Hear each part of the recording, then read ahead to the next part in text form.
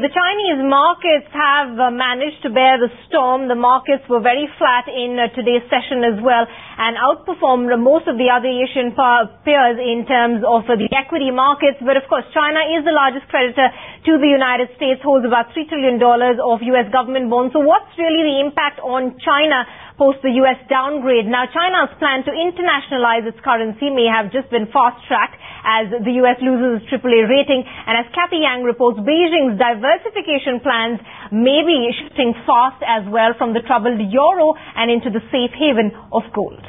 China, where I am, now front and center of investor attention after the U.S. debt downgrade.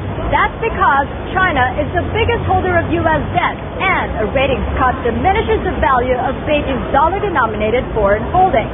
That figure amounts to about 70% of its forex reserves, or about $3.25 trillion. There will be potential risk of the diminishing value of their financial assets in terms of the foreign currency denominated assets. It's a risk China's been trying to steer clear of by diversifying away from U.S. assets and into other currencies such as the euro. But even the euro is under stress with the risk of a sovereign debt default in Italy.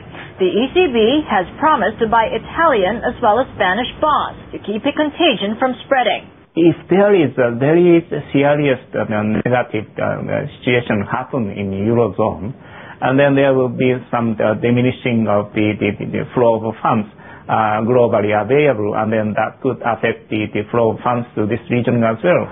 So China is now caught between a rock and a hard place, and it's been spewing out the rhetoric to try and sound out the U.S. to fix its own fiscal house, and fast.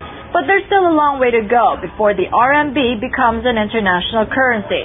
The RMB has yet to become a freely tradable unit of exchange and become a convertible capital amount before it is able to topple the U.S. dollar as the global reserve currency.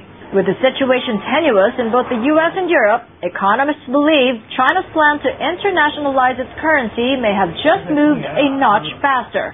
But for now, the default go-to asset is no longer the U.S. dollar nor the euro, but in the safe haven of gold. For ET Now, Kathy Yang, Reuters TV, Hong Kong.